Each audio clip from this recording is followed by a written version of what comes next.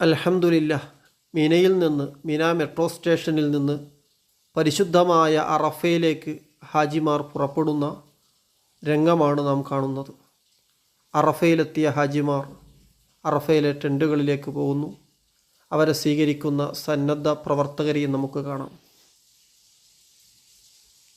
അസ്സലാമു അലൈക്കും വറഹ്മത്തുള്ളാഹി വബറകാതുഹു.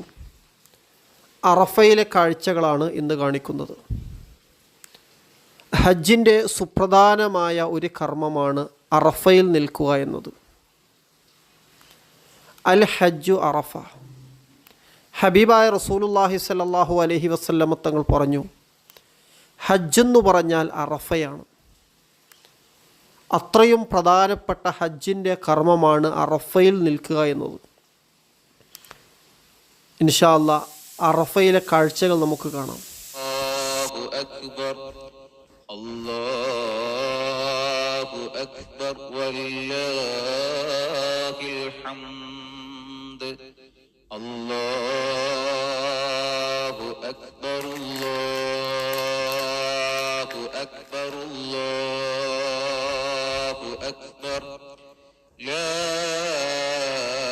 ഇലാഹ ഇല്ലല്ലാഹു വല്ലാഹു അക്ബർ.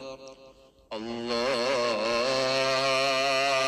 അക്ബർ വലില്ലാഹിൽ ഹംദ്. പരിശുദ്ധമായ ഈ പുണ്യഭൂമിക്ക് അറഫ എന്നു പേര് വരാനുള്ള കാരണം പല കാരണങ്ങളും പറയുന്നു.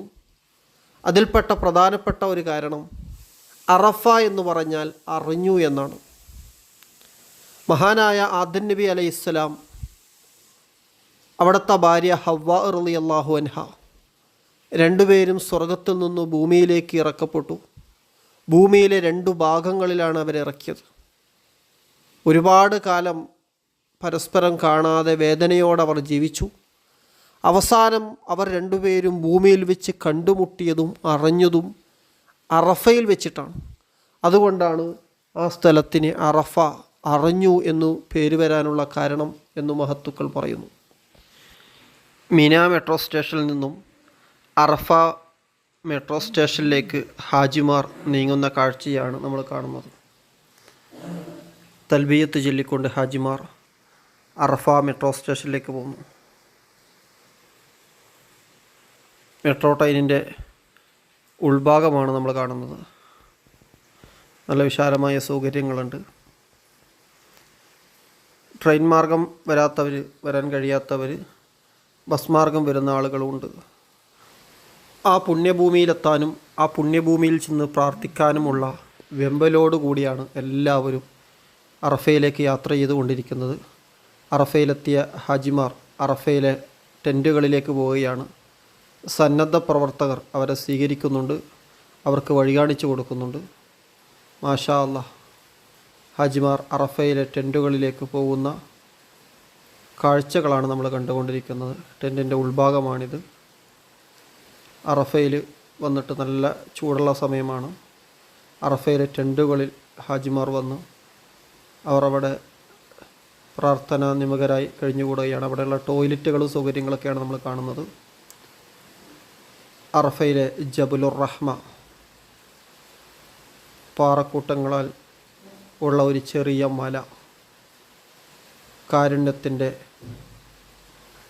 പർവ്വതം ജബലുർ റഹ്മ. ദുൽഹിജ്ജ 9 അറഫ ദിവസം ഉച്ചയ്ക്ക് ശേഷം മഗ്രിബിൻ്റെ ഉള്ളിലുള്ള സമയം അറഫയിൽ ഒരുമിച്ച് കൂടണം. അത് ഹജ്ജിൻ്റെ ഫർളുകളിൽപ്പെട്ടതാണ്. അറഫയിൽ വെച്ച് നടക്കുന്ന ഖുതുബക്കും നിസ്കാരത്തിനുമായി വിശ്വാസികളൊക്കെ കാത്തിരിക്കുകയാണ്. അറഫയിൽ സംഗമിക്കുമ്പോൾ അറഫ ബൗണ്ടറിക്ക് ഉള്ളിൽ തന്നെ നിൽക്കണം. അറഫയുടെ ചുറ്റുഭാഗം അതിർത്തിയെ സൂചിപ്പിക്കുന്ന, അറഫയെ അറിയിക്കുന്ന രൂപത്തിലുള്ള ബോർഡുകളുണ്ട്. ആ ബോർഡിൻ്റെ ഉള്ളിൽ, അറഫയുടെ ഉള്ളിൽ തന്നെ നിൽക്കലാണ് നിർബന്ധം. വിശ്വാസികളൊക്കെ അറഫയിൽ എത്തിക്കൊണ്ടിരിക്കുന്ന, അവിടെ ഒരുമിച്ച് കൂടിയ മനോഹരമായ രംഗമാണ് നമ്മൾ കാണുന്നത്. അറഫയിലെ പള്ളിയാണ് മസ്ജിദുൻ നമീറ.